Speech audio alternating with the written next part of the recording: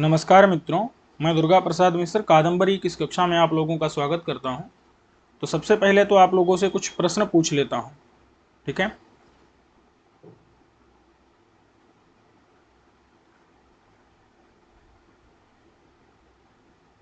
कुछ प्रश्न आप लोगों से पूछ लेता हूं। अभी तक आप लोगों ने कुछ पढ़ लिया है, तो इसी आधार पर चलिए कुछ प्रश्न हो जाएं।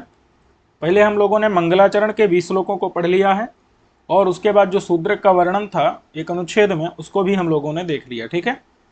तो चलिए सबसे पहला प्रश्न जो आपसे है वो है कि मंगलाचरण में जो पहला मंगलाचरण है उसमें मैंने मंगलाचरण का जो प्रथम श्लोक है,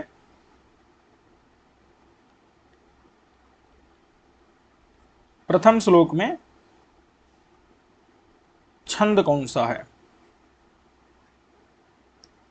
छंद कौन सा है और किसको नमस्कार किया गया है, किसको नमस्कार किया गया है, ठीक है। इसी प्रकार से आप दूसरे श्लोक में आपको बताना है, द्वितीय श्लोक में भी आपको बताना है छंद कौन सा है और किसको नमस्कार किया गया है, ठीक है। इसी प्रकार से आपको तृतीय श्लोक में भी छंद कौन सा है और किसको नमस्कार किया गया है ये बताना है, ठीक है। इतना आप समझ गए होंगे। तो ये जो 3 प्रश्न हैं ये आपके लिए हैं। इसके बाद एक प्रश्न आपके समक्ष एक और मैं बता दे रहा हूं, पूछ ले रहा हूं कि गुह इव अप्रतिहत शक्ति ही, ये जो है किसका विशेषण है। गुह इव अप्रतिहत शक्ति ही किसका विशेषण है। ये 4 प्रश्न हैं, ये आपको इनका उत्तर देना है, ठीक है। और इन प्रश्नों से आपको समझ आ जाएगा कि किस प्रकार के प्रश्न पहले पूछे जाते रहे हैं। एक और पूछ लेता हूं, चलिए।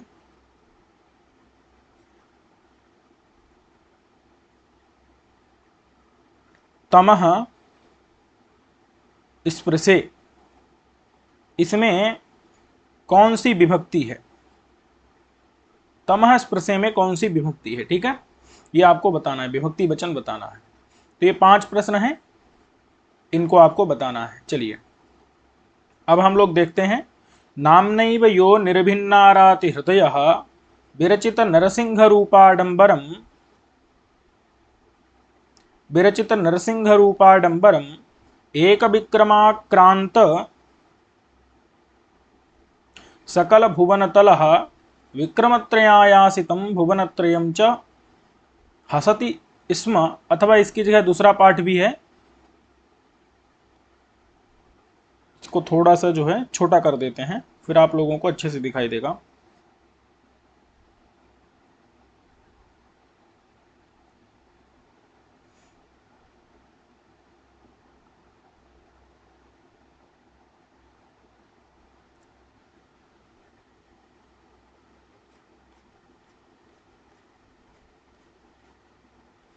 चलिए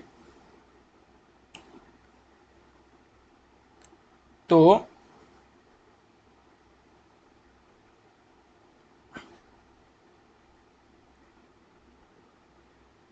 नाम्नैव यो निर्भिन्नाराति हृदयः, ठीक है। नाम्नैव मतलब नाम से ही, नाम से ही, नामना एव नाम से ही, यह, यह माने शूद्रक, शूद्रक जो था वो क्या करता था, अपने नाम से ही निर्भिन्न आराति हृदय, निर्भिन्न यानी कि फाड़ देता था, आराति यानी शत्रु के हृदय को, शत्रु के हृदय को विदीर्ण कर देता था शूद्रक अपने नाम से ही। अब आप लोगों ने एक कहानी सुनी होगी और मैं अभी आपसे पूछ भी चुका हूं कि तीसरे श्लोक में किसकी वंदना की गई है। तो चलिए, भगवान विष्णु ने नरसिंह का रूप का अनुकरण किया था। आडंबर मतलब होता है अनुकरण करना। तो भगवान विष्णु ने क्या किया था, नरसिंह का रूप आडंबर किया था, माने अनुकरण किया था, मतलब बनाया था, बनाया था कि नहीं, धारण किया था। विरचित, विरचित मतलब बनाया था, ठीक है। तो नरसिंह के रूप के आडंबर का अनुकरण किया था या उसको विरचित माने बनाया था। क्यों बनाया था? हिरण्यकशिपु को मारने के लिए। क्योंकि नरसिंह का शत्रु कौन था? हिरण्यकशिपु। तो हिरण्यकशिपु की छाती को फाड़ने के लिए क्या करना पड़ा उनको? नरसिंह रूप का आडंबर करना पड़ा, अनुकरण करना पड़ा। लेकिन शूद्रक तो अपने नाम से ही, नामना एवं नाम से ही शूद्रक शत्रु के हृदय को विदीर्ण कर देता था, निर्भिन्न कर देता था। स्पष्ट हो रहा है कि नहीं? शूद्रक का नाम जब उसके शत्रु सुनते थे तो उन लोगों को इतना डर हो जाता था कि उनकी छाती फट जाती थी। तो अराती यानी शत्रुओं के हृदय को निर्भिन्न कर देता था कौन? शूद्रक अपने नाम से ही। लेकिन भगवान विष्णु को तो हिरण्यकशिपु जो उनका शत्रु था उसको मारने के लिए क्या करना पड़ा? नरसिंह रूप का आडंबर करना पड़ा, यानी कि अनुकरण करना पड़ा, विरचित मन बनाना पड़ा। बात समझ में आई कि नहीं? ऐसा बड़ा काम उनको करना पड़ा और ये तो अपने नाम से ही शत्रुओं को नष्ट कर देता था। समझ आ रहा है कि नहीं? माने कि शूद्रक की तुलना यहाँ पर किससे की जा रही है? नरसिंह से। लेकिन बड़ा कौन बता दिया गया? शूद्रक को। तो जब उपमान की अपेक्षा उपमेय को, उपमान कौन है? नरसिंह, जिससे तुलना की जाए वो उपमान होता है। शूद्रक क्या है? उपमेय है। तो शूद्रक की तुलना की जा रही है नरसिंह से, तो नरसिंह उपमान है, शूद्रक उपमेय है। तो याद रखना, उपमान हमेशा बड़ा रहता है और उपमेय छोटा रहता है। लेकिन मतलब बड़ाई हमेशा उपमान की होती है, लेकिन यहाँ तो उपमान की बड़ाई नहीं हो रही है, उपमान का मजाक उड़ाया जा रहा है। नरसिंह का मजाक उड़ाया जा रहा है कि नरसिंह को विरचित माने बनाना पड़ा। इस नरसिंह के रूप माने विष्णु का मजाक उड़ाया जा रहा है कि उनको ऐसा रूप का आडंबर धारण करना पड़ा, विरचित माने बनाना पड़ा हिरण्यकशिपु रूपी शत्रु की छाती को फाड़ने के लिए, जबकि शूद्रक तो अपने नाम से ही फाड़ देता था छाती। अब बताओ, तो यहां पर क्या है? यहां पर नरसिंह रूपी उपमान की अपेक्षा शूद्रक का अधिक दिखाया जा रहा है, तो इसे कहते हैं व्यतिरेक अलंकार। व्यतिरेक अलंकार। चलिए अब देखिए, मजाक उड़ाता था, ध्यान दीजिएगा, क्या करता था? मजाक उड़ाता था, वही बता रहे हैं यहां पर। हसती इस्म, इसकी जगह कई बार जहाज प्रयोग भी मिलता है। जहाज प्रयोग इसका मतलब क्या है? मजाक उड़ाया। बात समझ में है कि नहीं? क्या किया? मजाक उड़ाया। किसका मजाक उड़ाया? वासुदेवम, वासुदेव का मजाक उड़ाया। एक विक्रम आक्रांत सकल भुवन तलह, समझिएगा, उसने अपने एकमात्र विक्रम के द्वारा, पराक्रम के द्वारा, किसने? शूद्रक ने।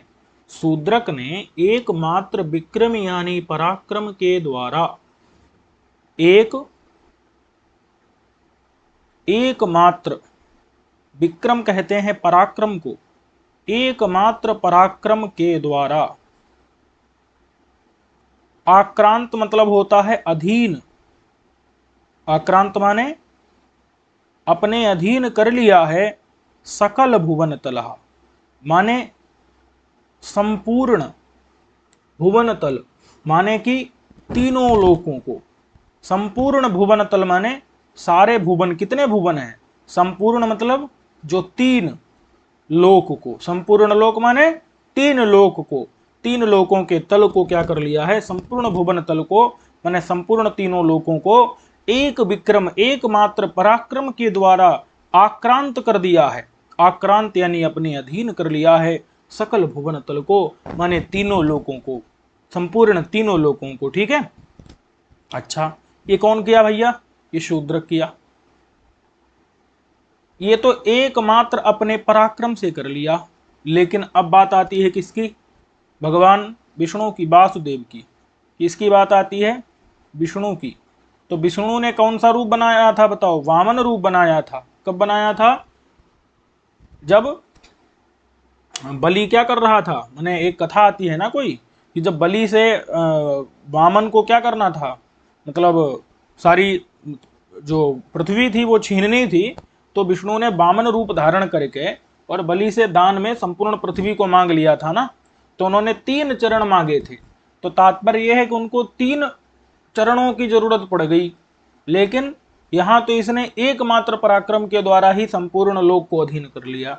इसको तो पराक्रम से ही अधीन कर लिया, इसको तो चरण बढ़ाने की जरूरत ही नहीं पड़ी। और वामन को तो 3 चरण बढ़ाने की जरूरत पड़ गई थी। बात समझ में आई कि नहीं? उनको तो 3 चरण बढ़ाने की, 3 चरण रखने की जरूरत पड़ गई थी। विक्रम का एक दूसरा अर्थ होता है चरण रखना। पाद, पाद समझते हैं? पाद माने पैरों को, और न्यास, न्यास मतलब होता है रखना। ठीक है, तो ये भी एक होता है। तो वही लिखा है यहां विक्रमत्रय। विक्रमत्रय, विक्रम मतलब होता है पैर को रखना। तो कितने पैर रखने पड़ गए थे बताओ वामन को? वामन को कितने पैर रखने पड़ गए थे? बोले त्रय। त्रय माने 3 पैर। 3 बार जो है पैर को रखने के बाद उन्होंने आयासित माने छीन पाया था भुवनत्रय माने तीनों लोकों को। 3 लोकों को कब जो है उन्होंने अपने अधीन बना पाया था? जब विक्रम त्रय, विक्रम यानी कि 3 बार जब पैर को रखा था, तब जाकर के उन्होंने, त्रय मतलब 3 बार, विक्रम यानी कि पैर को रखा था, तब जाकर के आयासित कर पाया था, या फिर बलि से छीन पाया था उन्होंने भुवनत्रय को। तो इसीलिए उनको 3 पैर बढ़ाना पड़ गया। विक्रमत्रय, विक्रम का अर्थ होता है पैर को बढ़ाना, और विक्रम का अर्थ होता है पराक्रम। शूद्रक के पक्ष में विक्रम का अर्थ होगा पराक्रम, और वामन के पक्ष में विक्रम का अर्थ होगा माने पैर को रखना। और त्रय आगे लिख दिया, त्रय मतलब 3 बार। तो 3 बार उनको पैर को रखना पड़ गया था, तब जाकर के आयासित हुआ था, मतलब तब जाकर के वामन को प्राप्त हुआ था भुवनत्रय माने तीनों लोक, तब प्राप्त हुआ था। और ये तो अपने एकमात्र पराक्रम से ही इसने अपन संपूर्ण तीनों लोकों को अपने अधीन बना लिया। तो इसलिए ये वासुदेवम माने विष्णु का, वामन का क्या करता था? हसत इसम माने जहास माने मजाक उड़ाया इसने। बात समझ में आई कि नहीं? ऐसे ही अपने नाम मात्र से ही शत्रु के छाती को फाड़ देने की क्षमता रखता था ये। और विष्णु को क्या करना पड़ा? नरसिंह का रूप धारण करना पड़ा, बताओ, अपने शत्रु की छाती का भेदन करने के लिए। और ये तो अपने नाम से ही शत्रु की छाती को विदीर्ण कर देता था। तो इसलिए इसने विष्णु का मजाक सा उड़ा दिया मानो। बात समझ में आई कि नहीं? समझ में आ गया कि नहीं आ गया? और ये अंतर समझ रहे हैं कि नहीं? इसने अपने नाम से ही शत्रुओं के छाती का विदीर्ण कर दिया, और विष्णु को नरसिंह रूप धारण करने की आवश्यकता पड़ी। इसने अपने पराक्रम से ही 14 लोकों को जीत लिया, और वासुदेव भगवान विष्णु ने तो वामन रूप धारण करके 3 चरण उनको बढ़ाने पड़े, और तब जाकर के 3 विक्रम, विक्रम माने चरणों को रखना, तब जाकर के उन्होंने 3 लोकों को जीत पाया था। बात समझ में है कि नहीं? चलिए अब देखिए, इतना समझ आ गया होगा। तो यहाँ पर जो है वसुदेव से तुलना की गई है, वासुदेव से, और उसमें इसको बढ़ चढ़ करके बताया गया है। अब यहाँ पर राजलक्ष्मी की बात चल रही है। क्या चल रही है? राजलक्ष्मी। तो अतिचिरकाल लग्नम अतिक्रांत पुनर्पति सहस्र संपर्क कलंकमिव क्षालयन्ती यस्य कृपाणधारा जले चिरमुवास राजलक्ष्मी ही। यहाँ पर राजलक्ष्मी ही कर लेना है। तो देखो, राजा की जो लक्ष्मी होती है ना, वो बहुत बहुत राजाओं के पास रहती है। अब आप एक कल्पना करो एक स्त्री से। क्या कल्पना करो? स्त्री से कल्पना करो कि कोई स्त्री अगर एक पुरुष के पास रहे तब तो ठीक है, लेकिन वो अनेक पुरुषों के पास रहेगी तो उसके ऊपर एक कलंक लगेगा कि नहीं? उसका चरित्र सच्चरित्र माना जाएगा क्या? नहीं, दुष्चरित्र माना जाएगा। तो इसीलिए ये जो राजलक्ष्मी है, ये राजा की जो लक्ष्मी है वो भी स्त्री रूप है। तो अगर वो बहुत से राजाओं के पास रहेगी, और वो भी अच्छे राजाओं के पास नहीं, दुष्ट राजाओं के पास रहेगी, बहुत से दुष्टों के पास अगर कोई एक स्त्री रहती है, उनके साथ रहती है, तो वो स्त्री क्या होती है? कलंकित हो जाती है।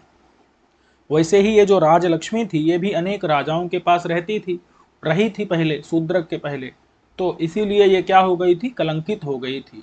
तो इसने अपने कलंक को कैसे धोया? जब शूद्रक ने सारे राजाओं को मार दिया, जितने भी दुष्ट राजा थे जिनके पास पहले राजलक्ष्मी रही थी और कलंकित हो गई थी, तो शूद्रक ने अपनी तलवार के द्वारा सब राजाओं को निपटा दिया, मार दिया। तो अब जो बहुत काल से लगा हुआ कलंक था इस राजलक्ष्मी के ऊपर, वो कलंक धुल गया। कलंक क्यों लगा था? क्योंकि ये अनेक हजारों राजाएं जो मतलब दुष्ट राजा थे, उनके संपर्क में रही थी, इसीलिए कलंक लग गया था। इस कलंक को इसने अपना क्या कर लिया, धो लिया। कब? जब शूद्रक ने अपनी कृपाण, अपनी तलवार के द्वारा सब राजाओं को मार दिया, तो इसने ये उसकी कृपाण पर विराजमान होकर के राजलक्ष्मी क्या की, कृपाण के धार पर बैठ करके अपने कलंक को राजलक्ष्मी ने धो लिया, और धो करके फिर ये शूद्रक के कृपाण में ही बहुत काल तक बनी रही। शूद्रक की तलवार में ही राजलक्ष्मी बहुत दिनों तक निवास करती रही, यानी शूद्रक ने बहुत काल तक राज्य का पालन किया। बात समझ में आई कि नहीं?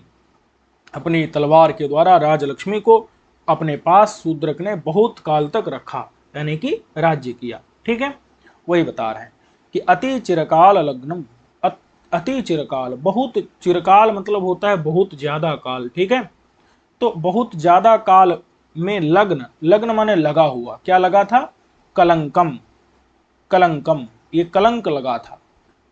क्यों लग गया था?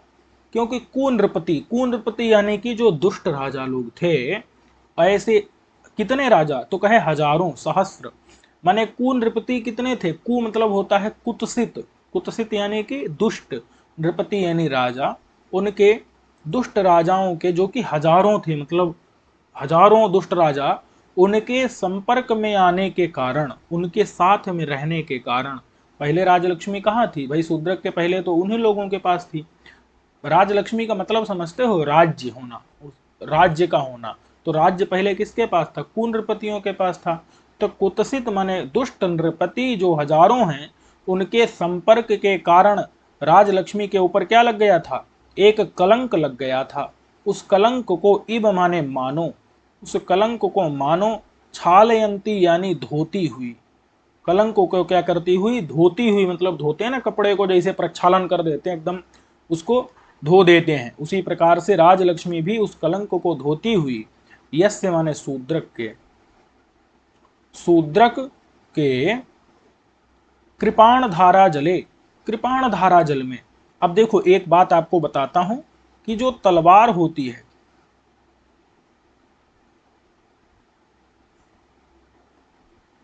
तलवार के ऊपर क्या किया जाता है, उसको, तलवार के ऊपर जो धार होती है, तलवार में क्या होती है, एक धार होती है जिससे काटा जाता है। ठीक है, तो धार जो होती है ना, उसको जब और भी पतला किया जाता है, क्या किया जाता है, पतला किया जाता है, तो उसको कहते हैं, उसकी सान भी कहते हैं उसको, मतलब उसको और भी पतला किया जाता है।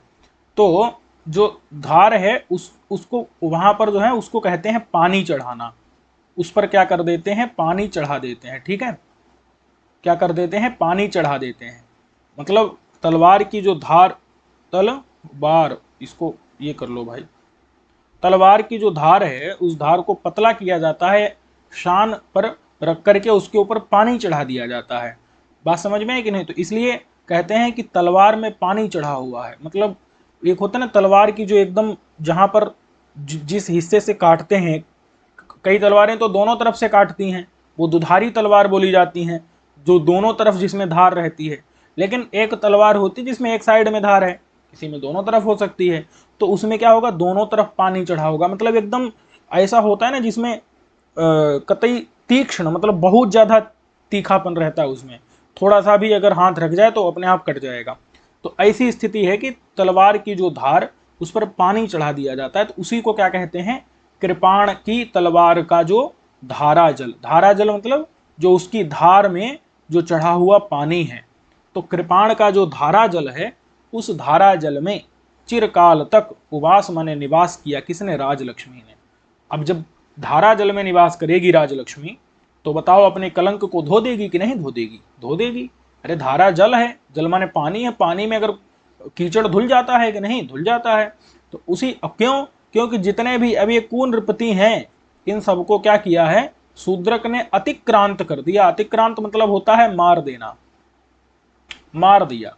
ये सब क्या क्या हो गए हैं, मर गए हैं भाई। शूद्रक ने अपने कृपाण माने तलवार रूपी धारा जल जो है, धार रूपी जो जल है, उस पर क्या कर दिया है, उसके द्वारा इन सबके सिर कलम कर दिए। तो अतिक्रांत, अब ये सब व्यतीत हो गए हैं, परलोकम गता ये थे कुनृपतया, ये सारे कुनृपति क्या हो गए हैं, परलोक पहुंच गए हैं अब।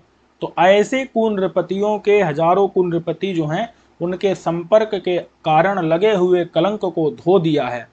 ठीक है। और ये कलंक जो है ना अति चिरकाल लग्नम, मतलब ऐसा नहीं है कि ताजा ताजा लगा हो, ये लक्ष्मी में, राजलक्ष्मी में ये जो कलंक था अति चिरकाल से लग्न माने लगा हुआ था। क्योंकि राजलक्ष्मी मतलब पहले राज्य किसके पास था, बहुत काल से कुंद्रपतियों के पास था। अब वो सब अतिक्रांत हो गए, मतलब उनको तो निपटा दिया, ठीक है। तो अब इसलिए अब उनके जो संपर्क से कलंक जो लगा था उसको छालयंती मतलब मानव धोती हुई, यस्य माने शूद्र के कृपाण धारा जल में, जो तलवार की जो धार रूपी जो जल है या धार रूपी जो पानी है, धार में जो पानी चढ़ा हुआ है उसमें चिरकाल तक उबास माने निवास किया राजलक्ष्मी ने। तात्पर्य यह है कि शूद्रक ने अपनी तलवार के द्वारा राजलक्ष्मी को बस में करके और बहुत काल तक राज्य किया। ठीक है, इतनी बात समझ में आ गई कि नहीं?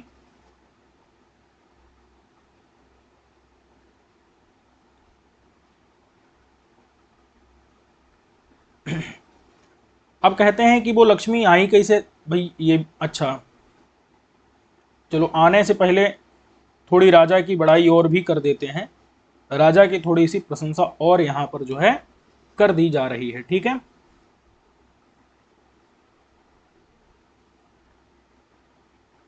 यश च मतलब है और भी देख लो। यह मतलब है शूद्रक। जो शूद्रक था वो और भी जो है कुछ किया था। क्या किया भाई? तो अनुकरोति, शूद्रक ने क्या किया था? अनुकरण किया था।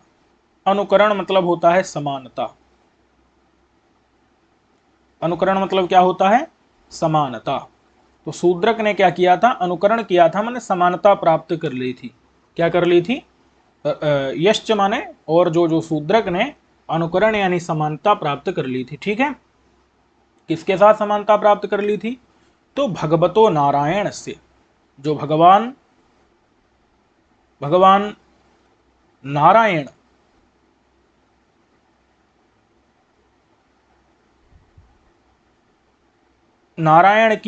भगवान नारायण की समानता प्राप्त कर ली थी। किसने? शूद्रक ने। अच्छा, कैसे भगवान नारायण? तो कहते हैं सर्वदेवमयस्य प्रकटित विश्वरूपानुकृते है, माने कि ऐसे भगवान नारायण जिन्होंने अपने विश्व रूप को प्रकटित किया है। प्रकटित मतलब समक्ष, सामने लाया है। तो भगवान ने क्या किया था ना, अर्जुन को अपना विश्व रूप दिखाया था। भगवान ने, नारायण ने अर्थात श्री कृष्ण ने क्या किया था? अर्जुन को क्या किया था? विश्व रूप दर्शन करवाया था, अपना विश्व रूप दिखाया था। तो उस विश्व रूप में, भगवान के विश्व रूप में सारा ब्रह्मांड समाया हुआ था। सूर्य, चंद्रमा इत्यादि तीनों माने ब्रह्मा, विष्णु, महेश इत्यादि सब कुछ क्या थे? उस विश्व रूप में जो श्री कृष्ण ने अर्जुन को दिखाया था, उस विश्व रूप में भगवान नारायण ने जो विश्व रूप दिखाया था उसी में सब चीजें समाहित हुई थी, सारी चीजें उसके अंदर समा गई थी।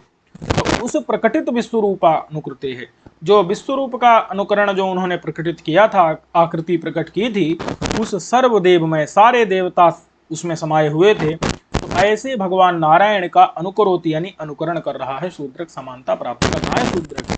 बोले कैसे प्राप्त कर रहा है भाई? तो बता रहे हैं कि उसके मन में धर्म माने धर्मराज रहते थे, उसके मन में धर्म का चिंतन होता था। उसके कोप माने गुस्से में यमराज का वास था। उसके कोप में कौन रहते थे? यमराज रहते थे। यहां लिखा है ना वसता। वसता का मतलब है रहते थे। वसता का मतलब क्या है? रहते थे, निवास करते थे, वास करते थे। कौन? तो मन में धर्म वास करता था, कोप में यम, कोप यानी गुस्से में।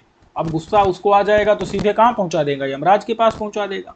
बात समझ में आई कि नहीं? प्राण हर लेगा। तो उसके कोप में यमराज वास करते थे। प्रसाद माने प्रसन्नता में धनद माने कुबेर वास करते थे। तो जब वो प्रसन्न हो जाता था, कृपा दिखाता था, तो धनद यानी कुबेर की तरह सबको धन दे देता था। बात समझ में आई कि नहीं? वो जितना भी कोई चाहता उतना उसको धन समर्पित कर देता था। तो प्रसाद यानी प्रसन्नता में धनद यानी कुबेर निवास करते थे।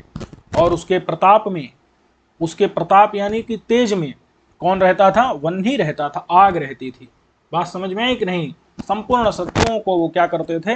आग की तरह जला देते थे। भुजे भुबा, उनकी भुजाओं में भुवा यानी कि पृथ्वी रहती थी।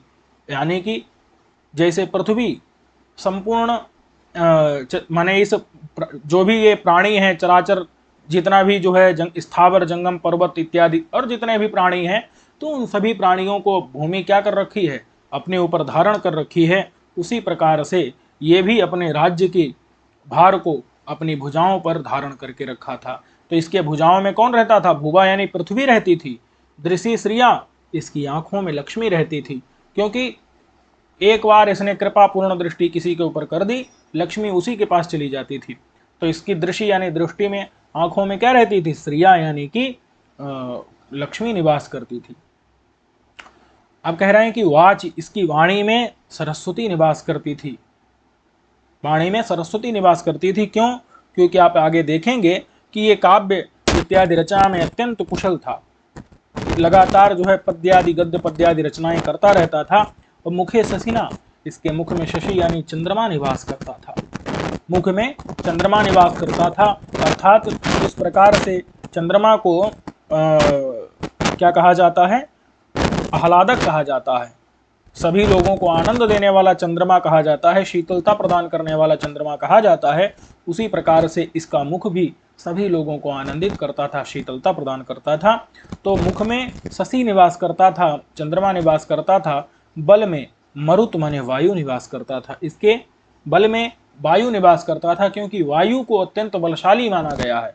वायु सब चीजों को उड़ा ले जाता है। वायु पुत्र, इसीलिए पवन पुत्र हनुमान, अगर बलवान की बात की जाए तो पवन पुत्र हनुमान की बात की जाती है।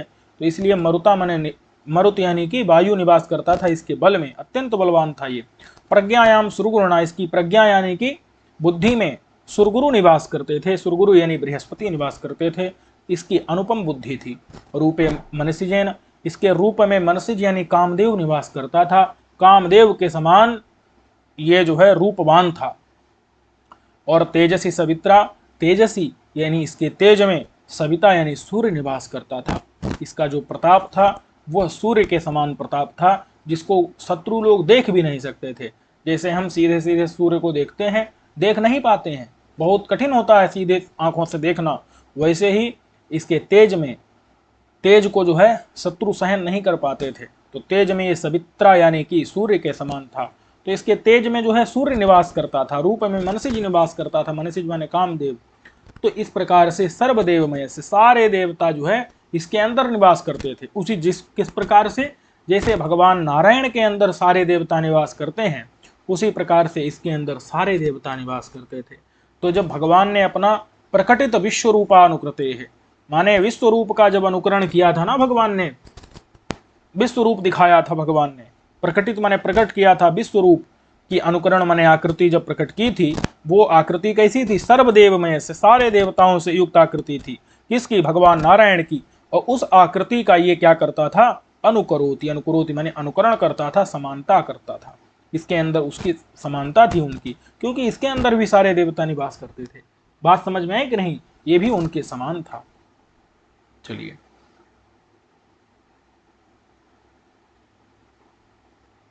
अब जो है इसके पास क्या करती थी? राजलक्ष्मी आया करती थी। ठीक है, तो बता रहे हैं कि अभी पीछे बताया था ना, राजलक्ष्मी इसकी कृपाण धारा जल में तलवार की जो धार रूपी पानी रहता है ना, उस पानी चढ़ाते हैं, उसमें जो है निवास करती थी लक्ष्मी। अब वो लक्ष्मी आई कैसी थी, कैसे थी इसके पास, इसको इस चीज को बता रहे हैं। यस्य च, यस्य माने शूद्रकस्य, शूद्रक के, शूद्रक के। अब यहां शूद्रक के समीप में, ये समीपम लिखा हुआ है ना यहां पर, शूद्रक के समीप में, ये दिख रहा होगा आपको, समीप में, समीप में। फिर लिखा है असकृत, असकृत मतलब है बार बार, असकृत का मतलब बार बार। अरे भाई ये बार बार युद्ध लड़ता था, तो युद्ध लड़ता था, जाकर के राजाओं को मारता था, तो राजाओं के पास जो राजलक्ष्मी होती थी वो इसके पास आ जाती थी। आजगाम मतलब आई, आई राजलक्ष्मी। जो अन्य अन्य जो राजा लोग थे, उन राजाओं की जो लक्ष्मी थी वो इसके पास आ गई। ठीक है, और एक बार नहीं आई, बार बार आई, समीप में आई, बार बार आई। असकृत माने बार बार, आजगाम माने आई, राजलक्ष्मी आई। किसके समीप में? तो ऊपर है, आया है ऊपर, किसके समीप में? शूद्रक के समीप में, शूद्रक के समीप में आई। ठीक है, राजलक्ष्मी ऐसे नहीं आई। कृपाणेन आकृष्यमाणा, कृपाण माने तलवार से, तलवार से, आकृष्यमाणा माने खींची गई, खींची गई। आकृष्यमाणा समझते हैं, जबरदस्ती खींच लिया तलवार ने। किसकी तलवार ने? तो भैया शूद्रक की तलवार ने। किसकी तलवार ने? शूद्रक की तलवार के द्वारा, शूद्रक की तलवार ने, तलवार के द्वारा, शूद्रक की तलवार के द्वारा खींची गई। शूद्रक के, कृपाण माने तलवार के द्वारा, आकृष्यमाणा खींची गई। समीपम माने शूद्रक के समीप में बार बार आई राजलक्ष्मी। किसकी तरह आई? ठीक है, तो वो बताते हैं अभिसारिका की तरह आई। अभिसारिका कौन होती है? अभिसारिका जो होती है ना, वो रात में जाती है, रात में अपने प्रेमी से मिलने के लिए जाती है। अभिसारिका किसे कहते हैं? जो रात में अपने प्रेमी से मिलने के लिए जाती है, वो अभिसारिका कहलाती है। तो अभिसारिका कहाँ जाती है? प्रेमी के पास जाती है। अभिसारिका कहाँ जाती है? प्रेमी के पास। कब जाती है? रात में जाती है। और उस समय पर क्या होता है? मेघ मतलब बादल छाए होते हैं, बारिश हो रही होती है। किन दिनों में जाती है? बारिश में, बारिश में जाती है। कब जाती है? बारिश में जाती है। और बारिश को संस्कृत में दुर्दिन कहा जाता है। क्या कहा जाता है? दुर्दिन। आप लोग मृच्छकटिकम पढ़ेंगे तो उसमें दुर्दिन नाम का एक अंक है, उसमें जो है, जो अभिसारिका यानी बसंत सेना है, बसंत सेना अपने प्रेमी चारुदत्त के पास, चारुदत्त के पास रात में जाती है, सायंकाल में, और बारिश यानी दुर्दिन में जाती है। इसलिए 5वें अंक का नाम ही क्या पड़ गया? दुर्दिन। आप जब पढ़ेंगे किसको? मृच्छकटिकम को। ठीक है, तो इसीलिए ऐसे ही राजलक्ष्मी जो थी ना, ये भी क्या करती थी? शूद्रक रूपी प्रेमी के पास। किसके पास? शूद्रक रूपी प्रेमी के समीप में बार बार आती थी। कब आती थी? निशासु, निशासु माने रात में आती थी। बोले कैसे रात में आती थी? कहे समर निशा में, समर यानी कि युद्ध की निशा में। क्योंकि अब राजलक्ष्मी जो है वो रात में थोड़े आएगी, वो तो युद्ध रूपी रातों में आएगी, यानी जब युद्ध हो रहा होगा उस समय पर आएगी। समझ में आया कि नहीं? युद्ध रूपी रातों में राजलक्ष्मी आती थी। राजलक्ष्मी, अब भाई राजा की लक्ष्मी रात में छुप माने छिप करके थोड़े आएगी अभिसारिका की तरह, वो तो युद्ध में आएगी। तो इसीलिए यहाँ पर युद्ध, रात और युद्ध दोनों को एक मान लिया कि युद्ध रूपी रातों में राजलक्ष्मी अभिसारिका की तरह, लिखा है ना, अभिसारिका इव, अभिसारिका की तरह आती थी। और कब आती थी? तो दुर्दिनासु, दुर्दिन में आती थी। दुर्दिन मतलब होता है बारिश का दिन, तो बारिश का दिन को दुर्दिन कहते हैं, बारिश के दिनों में आती थी। अब यहाँ पर समझो आप, क्या बारिश में राजलक्ष्मी आएगी? नहीं, वो बारिश अलग होगी, वो पानी की बारिश नहीं होगी, वहां पर मदजल गिरेगा हाथियों का, क्योंकि युद्ध की रात में आएगी राजलक्ष्मी, युद्ध रूपी रात में आएगी, तो वहां हाथियों का मदजल गिर रहा होगा। वहां पर दुर्दिन बारिश से नहीं होगा, वहां हाथियों की मदजल की बारिश से दुर्दिन होगा। दुर्दिन मतलब कीचड़ ईचड़ इत्यादि वाला दिन। बात समझ में आई कि नहीं? चलिए, तो ये देख लेते हैं एक बार, पहले हम प्रारंभ से देखते हैं इसको। तो यस्य च माने शूद्रक के। अब ये शूद्रक का जो है, पहले तो यहाँ कृपाण का विशेषण है। यहाँ पर दो पाठ मिलते हैं, एक तो ये विदधतो अथवा विदधता। ठीक है, तो ता जब होगा, तृतीयांत होगा, तो ये कृपाण माने तलवार में विशेषण हो जाएगा। और अगर ये षष्ठ्यंत होगा तो शूद्रक में विशेषण हो जाएगा। और विशेष अंतर पड़ता नहीं है, अर्थ एक ही रहना है। ठीक है, चलिए, तो जो शूद्रक का कृपाण था, तलवार थी कह लो, या चाहे शूद्रक था, देख लो एक बार अर्थ देख लेते हैं। मद कल करिकुंभ पीठ पाटनम विदधता अथवा विदधतः, माने षष्ठ्यंत रहेगा। तो मद, मद मतलब पता है आपको, मैं आपको बता चुका हूं, हाथी का जो पसीना इत्यादि रहता है, तो उसके कारण मदजल के कारण, मद माने हाथी का जो मदजल रहता है उसके कारण, कल, कल माने मनोहर, मदजल जो रहता है उसके कारण कल, कल माने सुंदर यानी मनोहर जो करी, करी मतलब हाथी, ऐसे हाथियों का जो कुंभ, कुंभ माने मस्तक, हाथियों का जो मस्तक, तो कुंभ पीठ, कुंभ पीठ का मतलब होता है मस्तक, ठीक है। तो हाथियों का जो कुंभ पीठ है माने मस्तक है, यह मस्तक वाला जो भाग है, ये वाला भाग, उसके पाटन, पाटन का मतलब है उसको फाड़ देना। तो शूद्रक क्या करता था, अपनी कृपाण के द्वारा तलवार मार करके हाथियों के माथे को फाड़ देता था।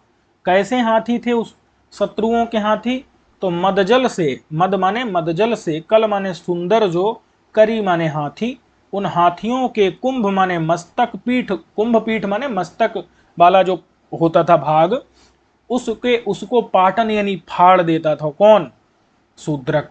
तो फाड़ देना, विदधता माने करने वाला, करने वाला, बात समझ में आई कि नहीं। उसको पाटन कर देने वाला मतलब चीर चीर चीर फाड़ कर देने वाला, ऐसे ऐसा कौन था, शूद्रक था। एक तो ये हो सकता है, ये शूद्रक के लिए हम कह सकते हैं, अथवा कृपाण माने तलवार के लिए भी, कृपाण लिखा है ना ये यहाँ पर, कृपाण है ना, कृपाण, कृपाण माने तलवार के लिए भी कह सकते हैं। क्यों, क्योंकि कृपाण के द्वारा ही तो होगा ना, जो मदजल से युक्त, जो कल माने सुंदर, करी माने जो हाथी हैं, उनके कुंभ पीठ माने मस्तक को, पाटन माने फाड़ देने वाला, फाड़ देना, ये विदधता माने करने वाला कौन था, कृपाण था। स्पष्ट है कि नहीं। और वो कृपाण कैसा था, तो कह रहे हैं कि कृपाण में लग्न माने लगे हुए थे, स्थूल माने मोटे मोटे, मुक्ताफल माने मोती, लग्न माने लगे हुए थे, स्थूल माने मोटे मोटे, मुक्ताफल माने मोती। किसमें लगे हुए थे, कृपाण में, तलवार में।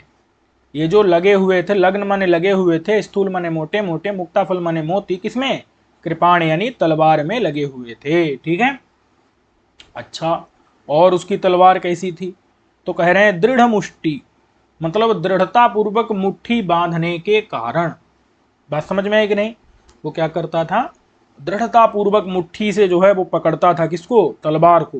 तो जब दृढ़ता पूर्वक, दृढ़ मुट्ठी समझ रहे हैं कि नहीं, दृढ़ता पूर्वक मुट्ठी के को जब बांधेगा उसको, तो क्या होगा, निपीड़न, निपीड़न समझ रहे हैं। निपीड़न मतलब होता है उसको वो पीड़ित होगा।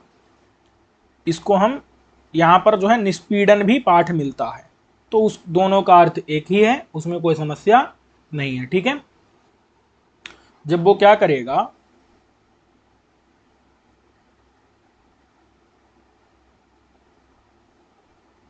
कुछ व्यवधान हो गया था, तो देखिए दृढ़ मुष्टि, तो दृढ़ मुष्टि समझ आ गया कि दृढ़ता पूर्वक मुष्टि के द्वारा जब वो क्या करेगा, निष्पीड़न भी पाठ है, निपीड़न भी पाठ है, एक ही अर्थ है दोनों का।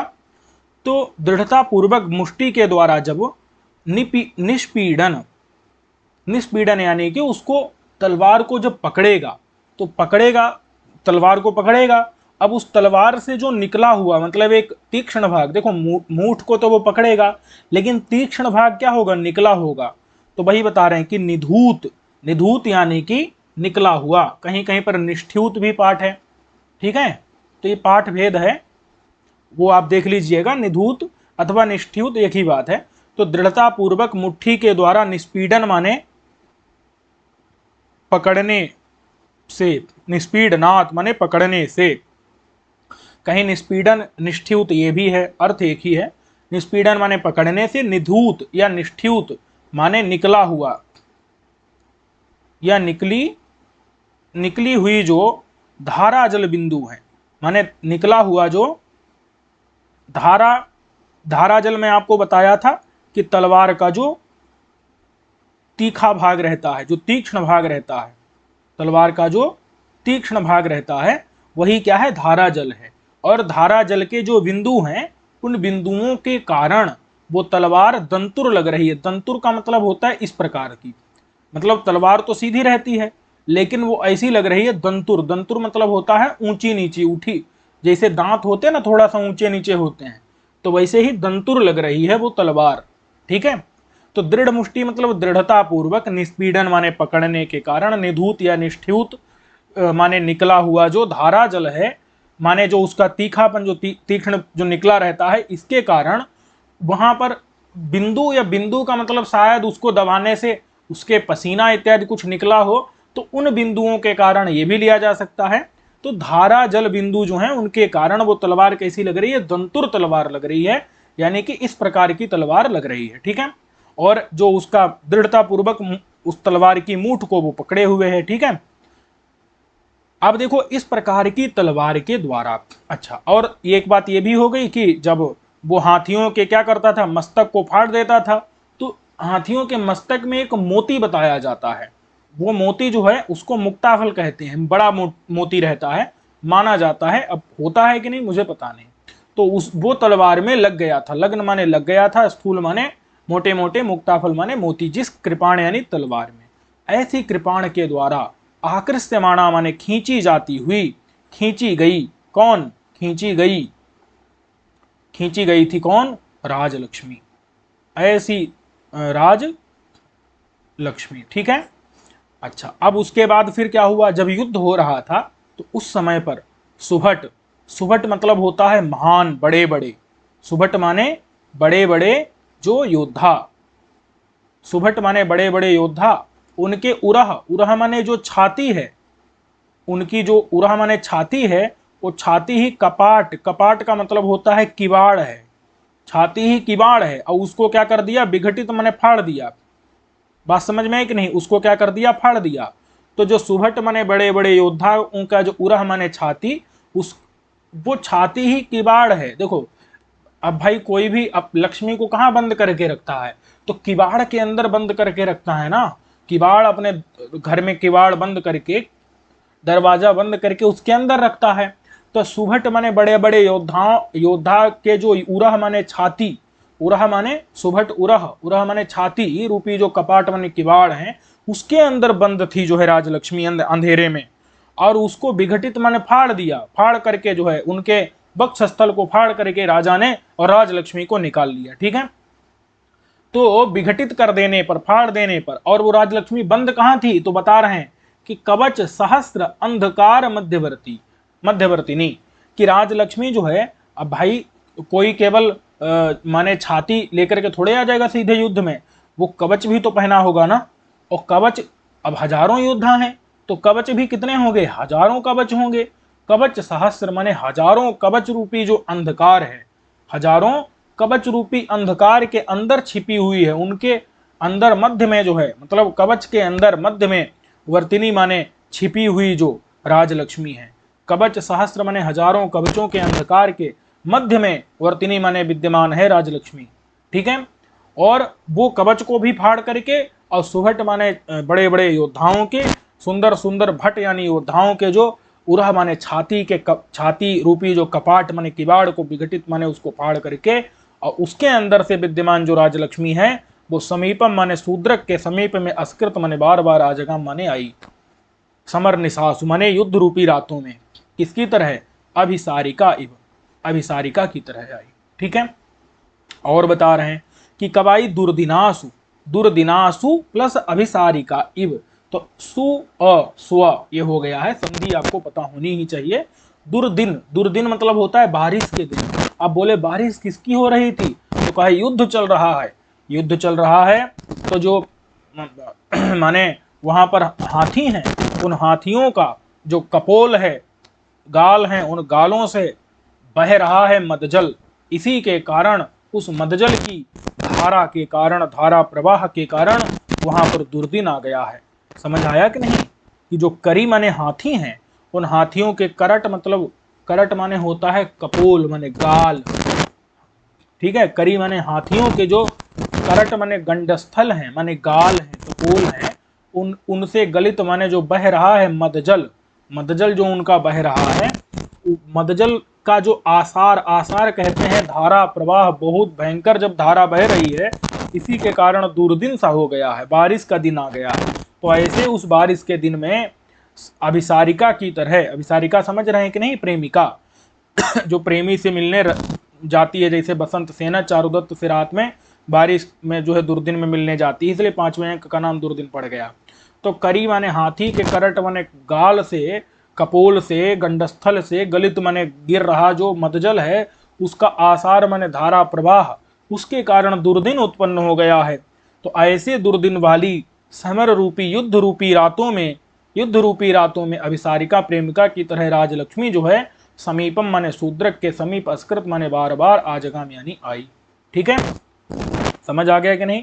करी मतलब तो हाथी, और करट मतलब होता है गाल, हाथी का जो गाल, उस गाल से गलित माने गिरा हुआ, मदजल मतलब हाथी का जो जो पसीना इत्यादि रहता है, अब युद्ध करेगा तो पसीना तो आएगा ही, और उसका आसार, ये आसार शब्द है, आसार का मतलब होता है धारा प्रवाह, धारा प्रवाह मतलब थोड़ा थोड़े गिर रहा था, बहुत गिर रहा था। दुर्दिन मतलब तो होता है बारिश का दिन, इसीलिए जब हाथी गाल से गिरा, इतना भयंकर जो है मदजल उसका बह रहा है कि पूरा दुर्दिन आ गया है, वहां पर बारिश का दिन आ गया, एकदम पूरा सारा कीचड़ कीचड़ हो गया। बात समझ में आ गई कि नहीं। ये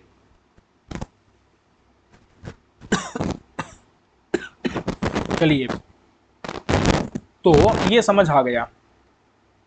इसलिए इस प्रकार से राजलक्ष्मी जो है शूद्रक के समीप में बार बार आती थी, समर रूपी माने युद्ध रूपी रातों में।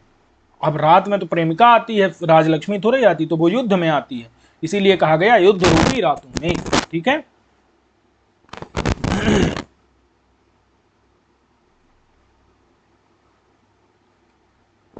आप बता रहे हैं कि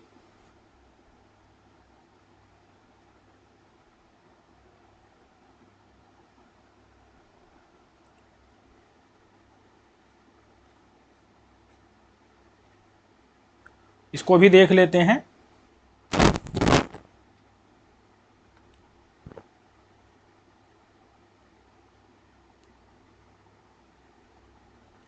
यस्य च हृदय स्थितान विपतीन दिदक्षुरिव प्रतापानलः वियोगिनीनामपि रिपुसुंदरीणाम अंतर्जनित दाहो दिवानिशम जज्वाल। ठीक है,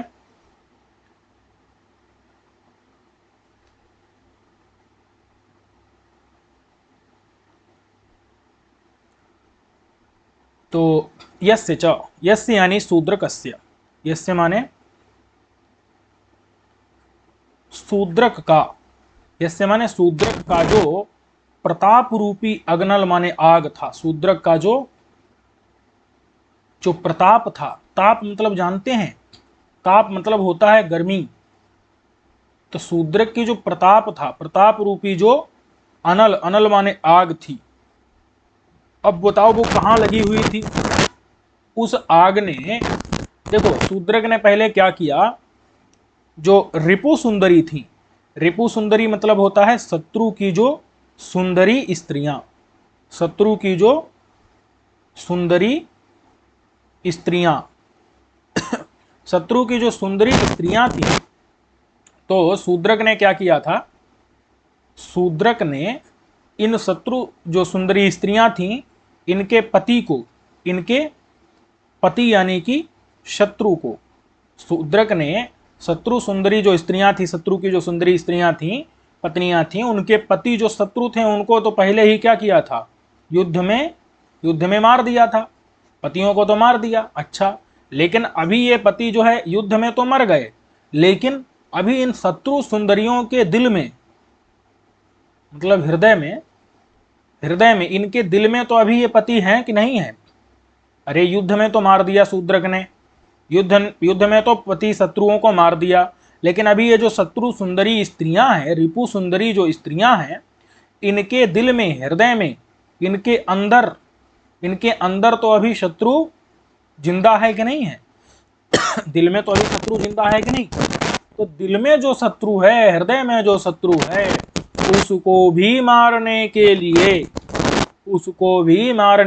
वही बता रहे हैं कि शूद्रक का जो प्रतापानल था, प्रताप रूपी आग थी, वो हृदय स्थितान अपि पतीन, माने इनके शत्रु सुंदरी जो स्त्रियां हैं उनके दिल में, हृदय में माने दिल में स्थित जो पति यानी कि शत्रु, अरे शत्रु ही तो है ना, शत्रु की सुंदरियों के दिल में शत्रु ही रहेंगे, तो हृदय में स्थित शत्रु सुंदरियों के हृदय में, दिल में स्थित जो पति हैं उनको दिदक्षु, दिदक्षु माने जलाने की इच्छा से, जलाने की इच्छा से। समझ में आया कि नहीं? और इव माने मानो, दिदक्षु माने जलाने की इच्छा से, इव माने मानो। जो प्रतापानल था, वो प्रतापानल ने वियोगिनी नाम, अब ये तो वियोगिनी हो गई ना, क्योंकि शत्रु तो मार दिया है, अब शत्रु तो सिर्फ दिल में स्थित है। अब ये स्त्रियां क्या हो गई हैं? वियोगिनी हो गई हैं, मतलब पति से हमेशा के लिए इनका वियोग हो गया है, शत्रुओं से वियोग हो गया है। समझ आ रहा है कि नहीं? राजा शूद्रक की जो शत्रु की पत्नियां हैं वो वियोगिनी हो चुकी हैं, क्योंकि शत्रुओं को मार दिया। तो वियोगिनी नाम अपनी रिप सुंदरी नाम, जो वियोगिनी रिप सुंदरी हैं, वियोगिनी हो गई हैं रिप सुंदरी, लेकिन उनके हृदय में अभी भी उनके पति स्थित हैं। उन पतियों को भी, हृदय स्थितान पतीन अपि, हृदय में स्थित पतियों को भी दिदक्षु माने जलाने की इच्छा से, मानो जो शूद्रक का जो प्रतापानल है, प्रताप रूपी आग है, वो उन रिप सुंदरियों के, शत्रु सुंदरियों के, वियोगिनियों के अंतः, अंतः माने अंदर, अंतः माने अंदर, जनित दाह, उसने दाह मतलब आग को, जनित माने लगा रखा है, उसने क्या कर रखा है? आग लगा रखा है। समझ आया कि नहीं? अंदर, अंतः माने अंदर, दाह मतलब आग को, जनित माने लगा रखा है। समझ आया कि नहीं? ऐसा वह प्रतापानल जिसने अंदर आग लगा रखी है वो प्रतापानल दिवानिसम, रात दिन जज्वाल, दिवानिसम मतलब दिन रात, दिन और रात, जज्वाल माने जलता था। समझ आया कि नहीं? कि माने हृदय में स्थित पतियों को भी जलाने के लिए, किसके हृदय में? रिप सुंदरी जो वियोगिनी है उनके हृदय में स्थित पतियों को जलाने के लिए जो प्रतापानल था, जलाने की इच्छा रखने वाला मानो प्रतापानल, उनके अंदर भी आग पैदा कर दिया था। क्यों? अरे भाई अब आप सोचो अपने आप कि किसी के पति को मार डालोगे तो उसके अंदर आग पैदा होगी कि नहीं होगी? उसके अंदर आग लगेगी कि नहीं लगेगी? लगेगी, उसके पति को मार दिया है। तो वो आग, कभी कल्पना कर रहा है कि वो आग वास्तव में शूद्रक के प्रतापानल ने इसलिए पैदा की थी कि उसके अंदर स्थित पति को जला दे, उसके हृदय में स्थित पति को जला दे। इस प्रकार से जो है दिवानिसम रात दिन जज्वाल, जलता था कौन? प्रतापानल। दिवानिसम माने दिन रात। ठीक है, तो ये बात समझ में आ गई। अब जो है हम यस्मिश्च राजने जित जगति परिपालयति महीम चित्रकर्म सुवर्ण संकराः इत्यादि जो है अगले पाठ में देखेंगे। मिलते हैं अगले पाठ में। तब तक आप लोग इन प्रश्नों का उत्तर दीजिए। देखिए मैं प्रश्न आपसे पूछा था,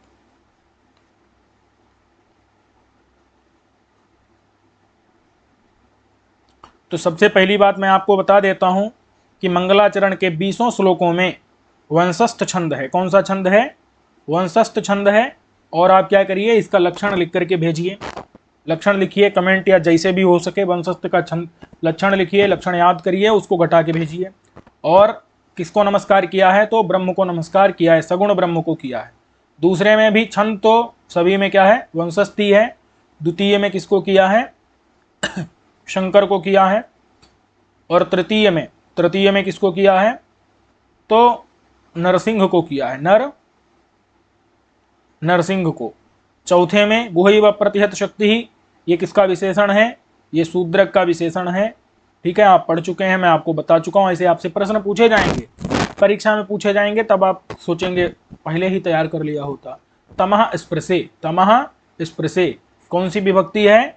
तो यहाँ पर चतुर्थी विभक्ति का एक वचन है। ठीक है, तमः स्पृश, स्पृश शब्द है मूल रूप से इसका, तमः स्पृशे चतुर्थी का ये एक वचन है, याद रखिएगा। रजो जुषे में भी चतुर्थी एक वचन है। ठीक है, तो अब अगर आपसे प्रश्न पूछा जाएगा तो आप इसको आप बता सकें। ठीक है, जैसे ये जो है यहां से उठा लेंगे वो आपसे कि मनसि धर्मेण कह, मनसि धर्मेण वसता, मनसि धर्मेण वसता भगवतो नारायण से अनुकरोति कह। तो इस प्रकार से आपसे प्रश्न आ जाएगा कि भगवान नारायण का कौन अनुकरण कर रहा था? तो शूद्र कह। ठीक है, अथवा ये किसका विशेषण है? शूद्र का विशेषण है। ठीक है, ऐसे ही यहां आपसे पूछ लिया जाएगा वासुदेवम हसति स्म कह, कह वासुदेवम हसति स्म, कह वासुदेवम जहास। तो शूद्र कह वासुदेवम जहास। याद रखिएगा, मैं आपसे पूछ लूंगा, ठीक है। तो इस तरह से आप जो है इसको तैयार करते रहिए। यहां पर भी जो है राजलक्ष्मी कस्य समीपम आजगाम, प्रश्न क्या पूछेंगे आपसे, राजलक्ष्मी कस्य समीपम आजगाम, ठीक है। तो ये आपको तैयार रखना है, समझ गए कि नहीं। चलिए, तो मिलेंगे अगले पाठ में। सर्वेभ्यो नमो नमः। ठीक है, और अपने मित्रों को भी बता दीजिए, जो भी तैयारी करना चाहते हैं अपने इष्ट मित्रों को आप सूचित कर दीजिए, अन्य लोगों को भी इसका लाभ मिल सके, पाठ का लाभ प्राप्त हो सके।